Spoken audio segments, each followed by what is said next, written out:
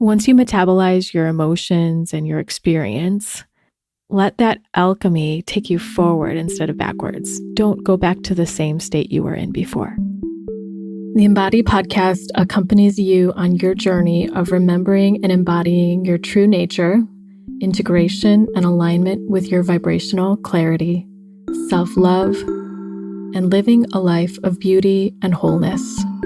It's a menu of transformative healing tools, experientials, meditations, and practices from a blend of family constellations, somatic therapies, and holistic and spiritual practices, sprinkled with vulnerable conversations with people who have the courage to be themselves, Alive Now episodes with updates on my personal process, and Reverie episodes that are spiritual succulents that honor, reveal, hug, shake, or stir you into love.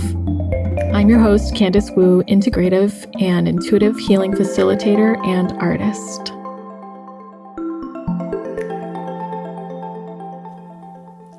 Hello and welcome to the Embody podcast. It's great to have you here. It's been a couple of weeks since I've been on.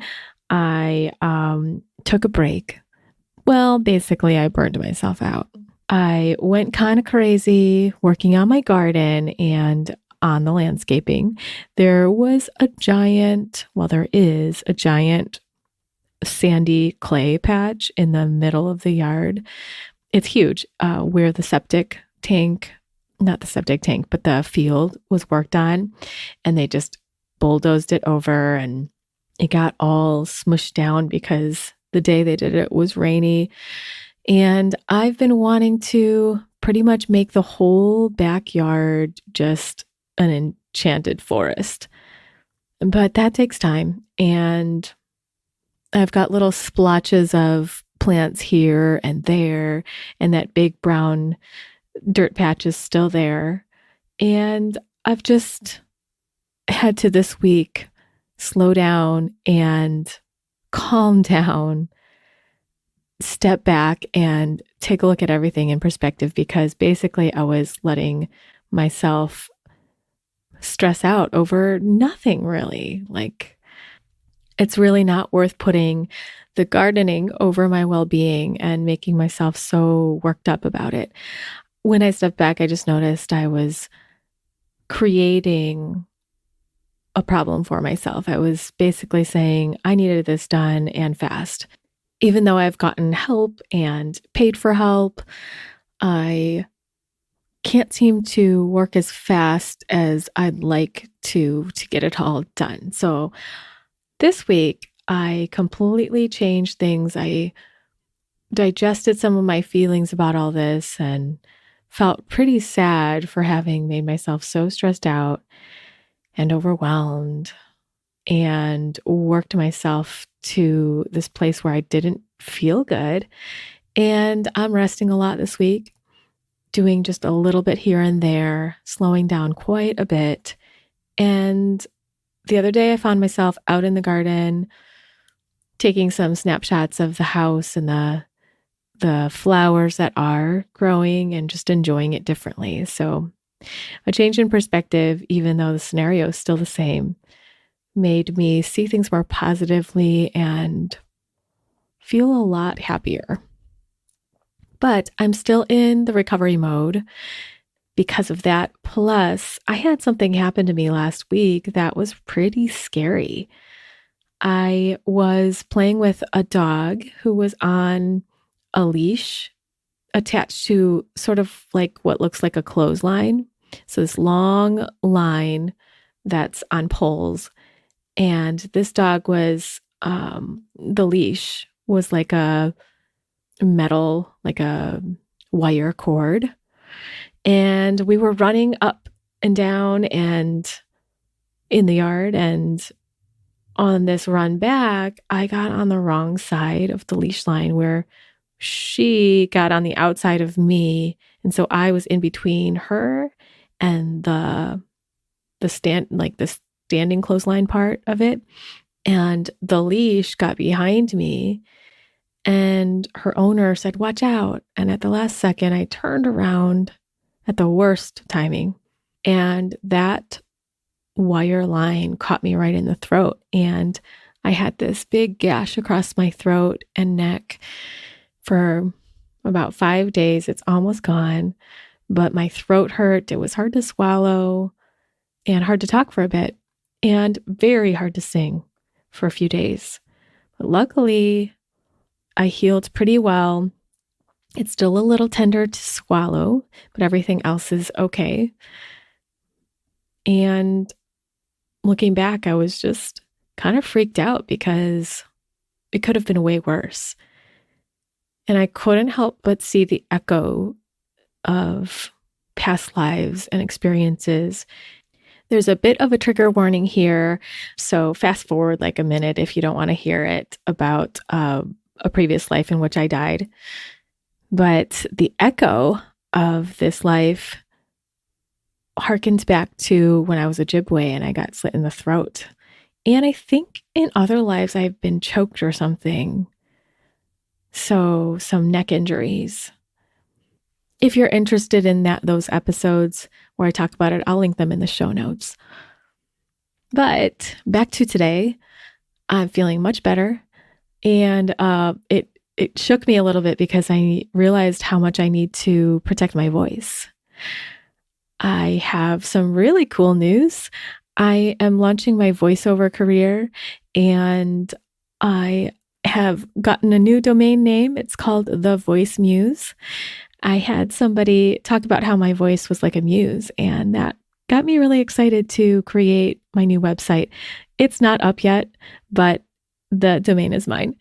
So there's that, and thinking about how everything that I'm stepping into creatively, voiceover work, as well as singing and continuing to do this podcast, all of it has to do with my voice and speaking and singing and expression. So when I got clotheslined by this leash, it was pretty scary. I couldn't help but think that maybe it was a bit of an upgrade. Like, how could I really think that, right?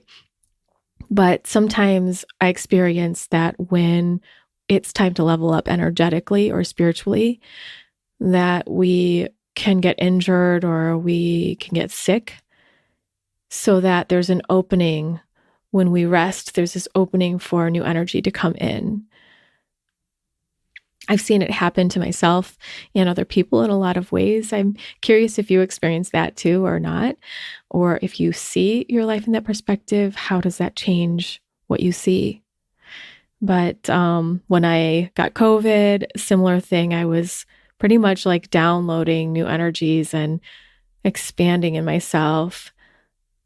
And I've had other injuries and moments where I've had something happen at the verge of expansion or around it.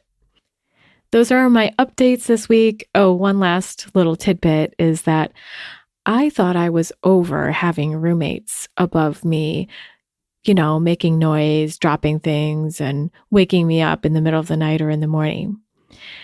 Turns out, okay, so I have like a ranch for my house, and turns out there are these squirrels, 2 babies and 1 bigger squirrel, adult squirrel, that have decided to drop down on my roof at 6:30 every morning, right above my head. No, not on the other side of the house, right above my head.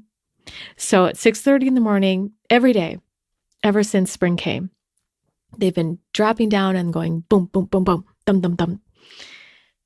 Thank you very much, squirrels. My friend said to go up on the roof and put some pillows on the roof. Well, I didn't do that, but I was thinking about them and talking about it. And then the next day, it didn't happen. That was this morning. They did not jump down this morning. I'm a super light sleeper, so I hear almost everything. And I didn't hear a thing. So maybe they got the message. But enough about pillows on my roof and squirrels. Let's jump into the episode today.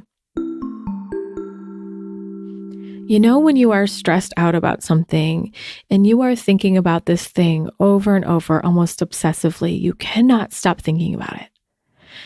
And the more you think about it, the more you're kind of digging yourself in a hole where you're maybe thinking negatively about it. You're on some emotional spiral, perhaps.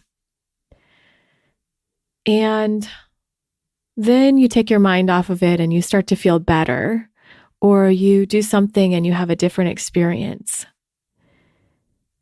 Have you ever had that experience where you then return to that topic or situation and you jump right back in the pool of where you were? You jump right back into the same stress, the same loop, the same negative beliefs or negative outlook, and the same emotions, and you just pick right back up where you were. Well, today's topic is about not going back to that same state. When you have something that is challenging or upsetting you or triggering you, help yourself by shifting from that outside scenario and trying to figure out what to do, what to say, or how it's going to be. Trying to plan it or parse it all out, analyze it. Shift from that. Stop doing that. Put it down and go inward. Turn inside and let this be an inside job. And what I mean is turn inside, feel how you feel, drop the thinking for the moment, and just be with yourself. Be with your emotions, be with what's happening inside your body. Support yourself with pendulating or taking a break if you need. If these are words that just don't make sense to you, check out some of my tools and resources on pendulation and working with your emotions. You can find that at candicewu.com/emotions. But point being, take some time and let your emotions and your body's experience digest. Let the feelings move through. Let your body move with it if needed. Follow the ride of your emotions. That's letting your emotions metabolize. And before you know it, if all of those emotional channels are open for you, if your ability to feel through things is doing all right, if it's not too challenging of something, we all know that we've all had experiences that push us to the limits or bring us to our knees. But if this is one that's digestible on your own or with support, do it. Get what you need. Reach out for what you need if you don't have it yourself or if you can't move through on your own. But once you do that, once you feel something different happen, maybe there's a clearing or you feel less sad or you feel like some of your anger has toned itself down or integrated or moved through some, or whatever feeling you have going on. When you feel that some of it has digested or there's been a shift inside of you, even if it's a little bit, take that ride even longer, let it marinate and let your body really go there. If you aren't working with your emotions in that way, but maybe you're imagining a scenario, imagining what you wish it would be, creating something new in your possibilities, go to those emotions. Let your energy state be with those feelings. Let your emotions open up in that direction. And when you feel a shift, when that does happen for you, if it can, don't go back to the same state you were in before. Don't go back to the same thoughts you had or the same planning that was there even. The same working it out. Don't look backwards, but start fresh with where you are. Notice how you feel now and let things open up anew, even if the same scenario is sitting there. It's like having a reset or a reboot. If your computer or your phone is having some glitches, doing something weird, or has crashed and stopped working, when you turn that phone or computer off and you give it a little break to settle into something else and reset, it's your hope that when you turn it back on, it is different. We never wish that when we turn it back on, we will encounter the same problem. I mean, at best, right? Unless you're trying to work out the technology and you're running some tests or something, there's probably a scenario, okay. But in most kind of everyday use cases, you don't want your phone or your computer to go back to where it was and have the same old problems.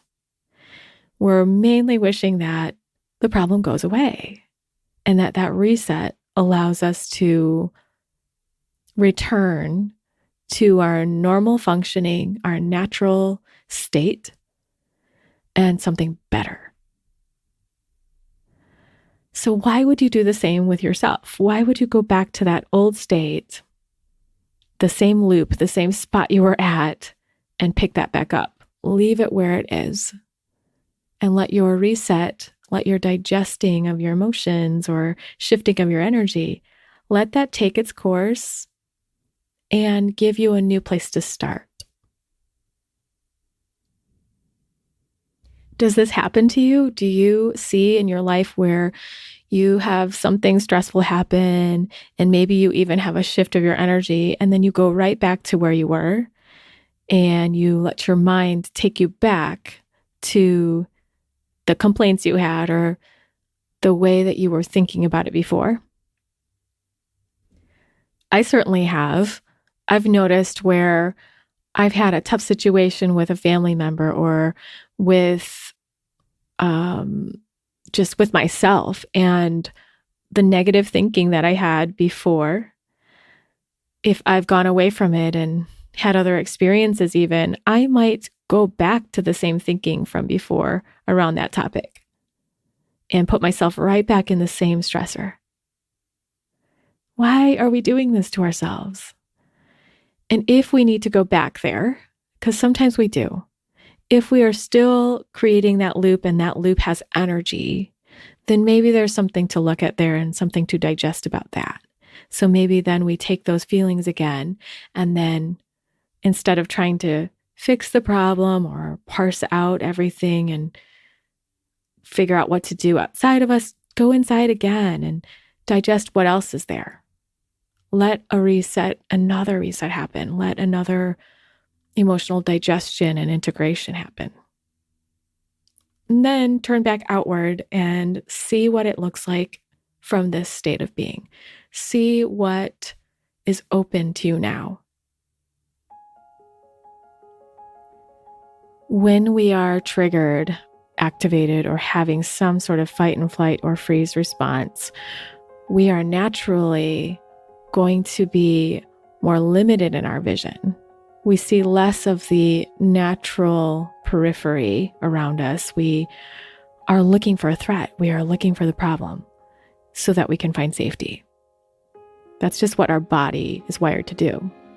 Even if you mentally know there isn't that kind of threat around you, the body still acts that way. So when we're in a calmer state, when our body feels safe, we're going to be able to softly look around and see way more possibilities and open ourselves to new things, good things, what else there is, versus just looking at how do I solve this problem. So when we have something that digests in our bodies, an emotion that digests through, we're going to be in a much better state to look at whatever situation that was.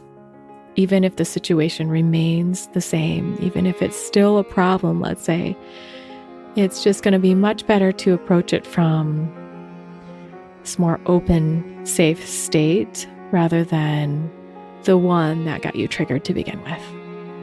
So let the reset happen or let the digestion happen and run with it. Use that instead of going back to where you were before. So I hope that helps you somewhere in your life, and just want to send a gentle reminder if you need this, because I sure do sometimes, that whatever you're trying to do in your life, whatever you are putting your efforts on, your energy on, have some gentleness and patience for yourself, even if you're driving forward hard. Be kind to yourself.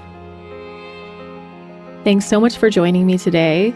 Hey, send me a follow on my new Instagram account for my voiceover work. The handle is The Voice Muse. And if you know of anyone that needs a commercial done or an ad or a voiceover for their YouTube video or their podcast, their meditation series, an audiobook, I would love to do children's books as well as animations in the future.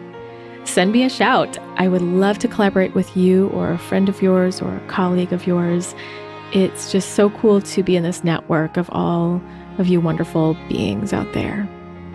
Thanks so much. Take good care. See you next time on the Embody Podcast.